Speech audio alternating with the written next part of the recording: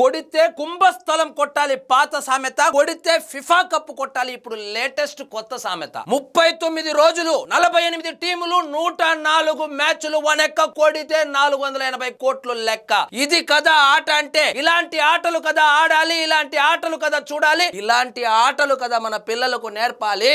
480 కోట్లు prize money ఏందన్నా? ICC world cup కొడితే క్రికెట్ లో ముష్టి 30 కోట్లు ఇస్తారన్నా. ఫస్ట్ ప్లేస్ వస్తే 480 కోట్లు, సెకండ్ ప్లేస్ వస్తే 320 కోట్లు, థర్డ్ ప్లేస్ వస్తే 280 కోట్లు, ఫోర్త్ ప్లేస్ వస్తే 250 కోట్లు. ఏందన్నా ఈ తిక్క లెక్క?